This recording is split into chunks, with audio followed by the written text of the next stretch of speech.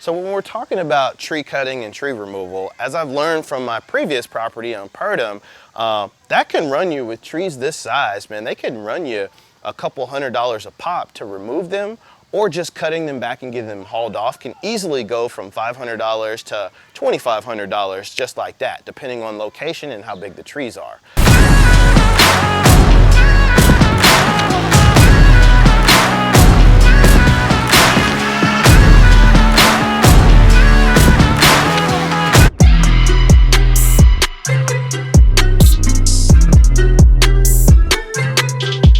So we're here today in Pantego, Texas, which is a small little jurisdiction inside of the city of Arlington in Tarrant County. We've just purchased this townhome. It's at the end of the cul-de-sac on a private road and it backs up to a park. It's a great location. Just purchased this. We're looking to make this our first Airbnb property. We've got some rehab things that we need to do to upgrade this property to get it good enough to where it will rent really well, but it's gonna be our first go as a short-term rental. So we've got a ton of things to do on the outside. The fence needs to be repaired. We've got some landscaping things we need to get taken care of. We've got some trees and shrubbery in the back that need to be hauled off. So there's a lot of things we're gonna do on the outside, but first let's take a look on the inside and see what needs to go on in there. So right now we're standing in the living room, and this property was built in the 80s. So what you see is a lot of the design and decor from the 80s. It needs to be updated. So what we're gonna do with this being our first go as a short-term rental, we're gonna try to modernize this area. This whole townhome is gonna be updated. We're gonna take all the carpet out. We're gonna take all the old paint, all the old cabinets. We're gonna take all of that out, put in a lot of new updated cabinetry, countertops, all new floors. We'll even do probably an accent wall in this fireplace and take out this old tile in that old case. So that way everything looks refreshed and updated. That'll allow us to get more per night because it'll look more like a hotel or an upscale stay. So now we're standing here in the kitchen. We've got a kitchen, dining room, open concept area. With this being a townhome, the layout's kind of limited on the space and what you can and cannot do with the floor plan. So we're not gonna change it. What we're going to do is just upgrade the current space. The kitchen, when you're talking about rentals and looking at them online, especially for short-term rentals, is one of the most viewed pictures of all the home.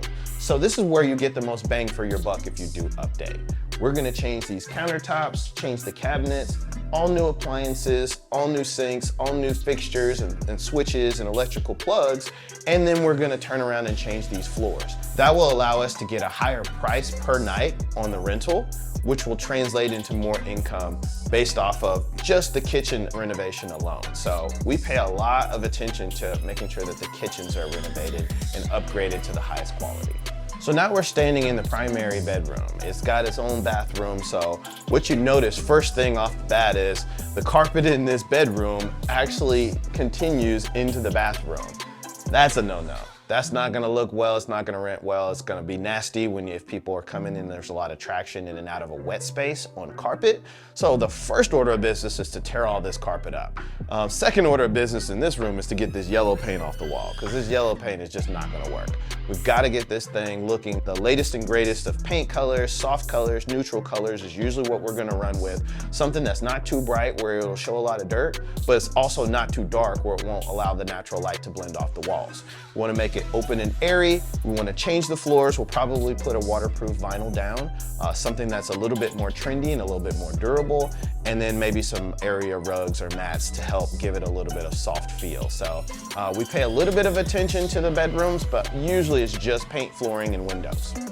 So now we're in the backyard area of the townhome.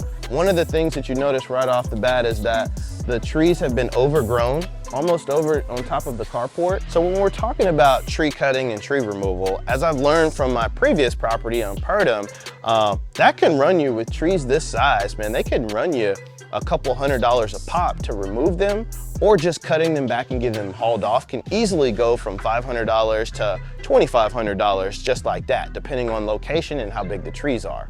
So knowing that, I try to budget that into my rehab to make sure that I've accounted for enough money allocated to the backyard and the front yard tree trimming and hauling off and removal. Can get up to a couple $1,000s pretty quickly. And the fence has fallen down. So with there being a business on the other side of the fence, we don't want any visuals from their side to this side and vice versa. We also back up to a park where a lot of kids and stuff play. So we want to make sure that we maintain the privacy back here, because when guests come to stay, that's what they look for, privacy and seclusion. It's not a huge area to park cars, but it's enough to get 2 cars, and it's in the very back. So we want to make sure that the scenery back here is up to par with the inside with the updates that we've done. This is an area that's close to a lot of events, a lot of shopping, AT&T Stadium where the Cowboys play. So we want to make sure that we're advertising this space as a private space close to everything, but still, tucked away, nestled away in a small, quiet community. That's going to bring us a lot more revenue on this property.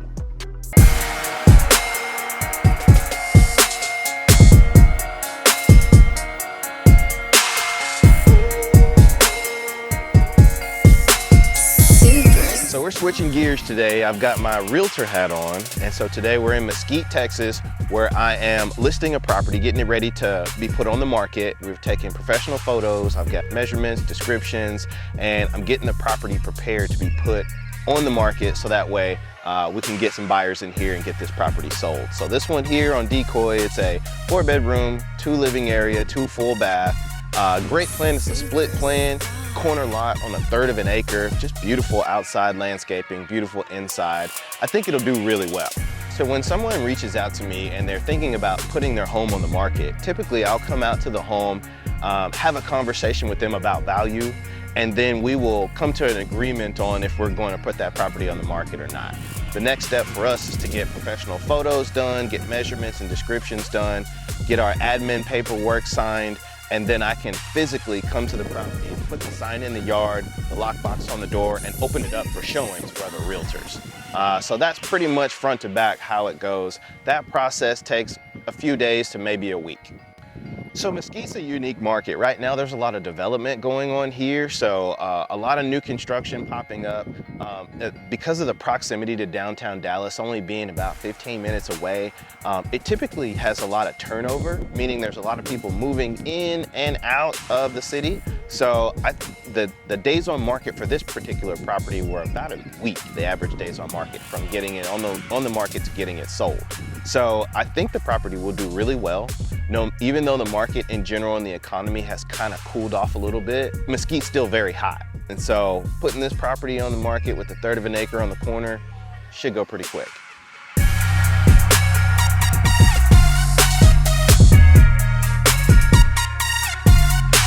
Super.